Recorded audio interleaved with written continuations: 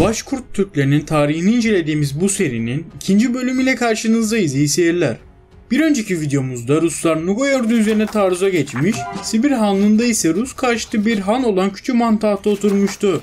Böylece bölge Türklerinin büyük çaplı ilk direniş hareketine başlanmış oluyordu. Rus orduları Nogayların bu güç durumu nedeniyle Kozaklar aracılığıyla dört bir yandan taarruza geçmişlerdi.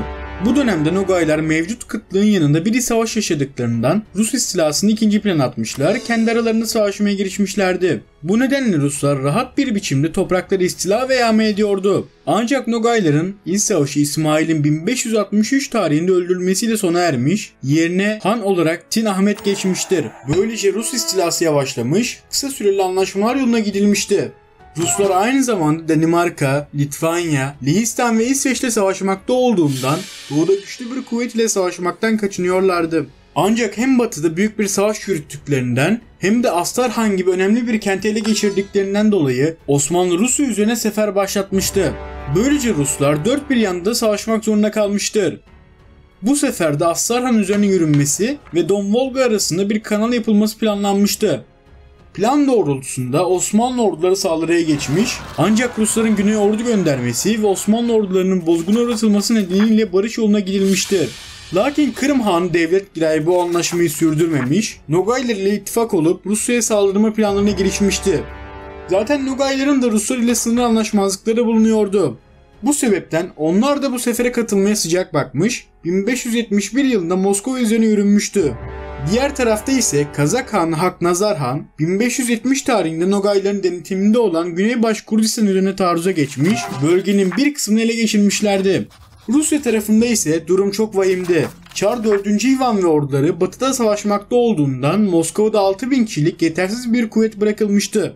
Bu ordunun da Kırım-Nogay ittifakı tarafından yenilmesi uzun sürmemiş, sonrasında Moskova işgal edilmişti. Ayrıca bu işgal sürecinde Moskova çevresindeki yerleşim yerleri ateşe verilmiş, alevler de rüzgarla birlikte şehre taşınmıştı. Böylece Moskova yangını olarak bilinen büyük yangın başlamış, şehrin neredeyse tamamı yanarak kül olmuştur. Bu büyük darbe sonrası 4. Ivan başkentine dönme ihtiyacı hissetmiş, batıda bulunan düşmanları ile geçici bir ateşkes anlaşması imzalamıştır. Sonrasında ise ordu güçlerini toplamış, Kırım Hanı üzerine saldırıya geçmiştir. Moskova'nın yakınlarında bekleyen ve Rus ordusundan yaklaşık 2 kat büyük olan Türk ordusu yapılan Molodi Savaşı ile kesin bir yenilgi almıştır. Bu zafer ile birlikte Ruslar bir kez daha Türkler üzerine saldırıya geçme kararı vermişlerdi. Bu karar sonrası istila görevini Stroganov ailesine vermişlerdi. Bu aile Astarhan kökenli bir Türk ailesi olmasına karşın zamanla Ruslaşmış ve ticaret sayesinde büyük bir servet edinmişlerdir. 4. Ivan da bu aileyi desteklemek için Perm bölgesinin gelirini kendilerine tahsis etmişti. Şimdi de Doğu kentlerini ele geçirme görevini üstlenmişlerdi. Bu sebepten büyük çoğunluğu Rus kozaklarından oluşan bir paralı asker ordusu kuruldu. Bu ordunun başına ise gelecekte destanları konu olacak Yermak Timofeyevich getirilmişti. Bu paralı asker ordusu önce Samara şehri üzerine yürümüş ve burayı ele geçirmişti. Daha sonra günümüz Birsk bölgesine kadar olan alanı ele geçirdiler. Buradan da Ufa Kalesi üzerine yürüdüler. Bu kale Başkurdistan'ın merkezi niteliğini taşıyordu. Ancak Ruslar yapılan kuşatma sonrası bu kaleyi de ele geçirmeye başarmışlardı. Bu süreçte Küçüm Han da Rus yerleşkelerine saldırıyor, buraları yağmalayarak geri dönüyordu. Rusların bölgeyi istila etmeye başlamaları ile birlikte bölge halkının hem milli hem de dini lider haline gelmişti. Bu sebepten Rus istilasını her bölgede kırmak istiyordu. Küçüm Han'ın bu hareketleri üzerine Yermak ve ordusu Sibir Hanlığı üzerine yürümeye karar verdiler. Bu karar üzerine 800 kişilik ordularıyla Sibir Hanlığı üzerine sefere çıkıldı. Bu sefer sürecinde önlerine çıkan tüm yerleşim yerlerini yıkıp yıkmışlar, halka büyük eziyetler çektirmişlerdi. Birkaç kez Türk öncü kuvvetleriyle karşılaşmışlar, ancak bunların hepsini yenmeye başarmışlardı.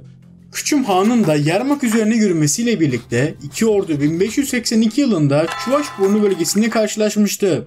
Rus tarafında yaklaşık 800 kozak bulunmakla birlikte epey tüfek ve topa sahiplerdi. Küçüm Han'ın ordusu ise yaklaşık 3500 kişiden oluşuyordu. Bunun yanında az da olsa topa sahiplerdi.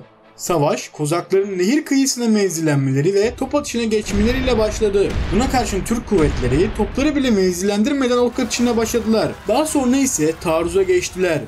Türklerin taarruzuna karşı Kozak tarafı kare şeklinde bir düzen aldı ve Türkleri tüfek atışına tuttular. İki tarafın da atışlar yapmasıyla gerçekleşen savaşta Rus Kozakları üstünlüğü ellerini tutuyordu. Türk tarafında ise daha önce tüfek ve top görmemiş askerler olduğundan pek çoğu panikleyerek kaçmaya başlamıştı. Savaşın seyrini gören ve yenileceğini anlayan Küçüm Han ise çekilme kararı almıştı. Kararı uyarınca ordusuyla birlikte geri çekilmeye başlamıştı. Böylece savaş noktalanmış, Türk ordusu sayıca çok üstün olduğu halde bu savaşı kaybetmişti. Bunun en önemli sebebi ise iki taraf arasındaki teknoloji farkıydı. Çünkü Türk tarafında ok ve yay kullanılıyor, hafif zırh giyiliyor ve toplar yeterince kullanılamıyordu. Rus kozakları ise dönemin modern teknikleriyle savaşmaktaydılar. Bu üstünlüklerini kullanarak 100 kadar kayıp vermişler ve zafer kazanmışlardı. Türk kaybı ise 2000'den fazlaydı. Sonraki süreçte Yermak ordu sayısını arttırmak için Moskova'ya heyetler göndermiş, böylece merkezden gelen 500 kişilik bir takviye ile ordusunu büyütmüştü. Sonraki süreçte ise ganimet kazanma amacıyla bölgeden geçen kervanları yağmalamaya başlamışlardı. 1584 yılında ise aynı şekilde Buhara kentinden gelen bir kervana saldırma planı kurmuşlar, kervanın önünü kesmek için yola çıkmışlardı. Ancak Küçüm Han kuvvetlerini toplamış, Yermak'ı pusuya düşürmek için takibe başlamıştı. Yermak'ın ordusunu dinlendirmek için çadırları kurdurduğu ve burada konakladığı bir gece vakti Küçüm Han önderliğindeki Türk ordusu ani bir taarruza geçmişlerdi. Bu baskını hiç beklemeyen ve hazırlıksız yakalanan Kozak ordusu ise direnmeye çalışmışsa da Türk kuvvetleri tarafından kılıçtan geçirilmişti. Bu baskında öldürülenler arasında Kozakların lideri Yermak da bulunuyordu. Böylece Türklere epey eziyet çektiren Yermak, Küçüm Han adamları tarafından öldürülmüş ve Çuvaşburnu Savaşı'nın intikamı alınmıştı. Bu zafer ile Ruslara büyük bir darbe vurulmuş, 1598 yılına dek Sibir Hanlığı üzerine bir ordu gönderememişlerdi. Ancak bu süreçte Nogaylar üzerindeki baskılarını arttırmışlardı. Bu baskıların sonucunda Nogay Ordu Hanı Urus Mirza Rusya hakimiyetini kabul etmişti. Bu olaydan 11 yıl sonra tekrar Küçüm Han üzerine ordu gönderilmesi kararlaştırılmıştı. Küçüm Han da düşman ordusunu karşılamak amacıyla savaş alanına gelmişti. Böylece bir kez daha savaşa başlanmış, ancak savaş sonucunda Türkler ağır bir yenilgi almışlardı.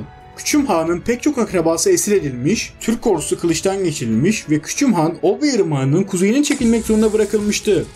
Bu olaydan sonra Küçüm Han'ın ne olduğu konusunda çeşitli fikirler vardır. Ebul Gazi Bahadır Han'a göre gözleri kör olmuş, sonrasında Mangıtlara sığınmıştır. Şahabettin Mercani'ye göre ise Başkurt yurduna gitmiş ve burada vefat etmiştir.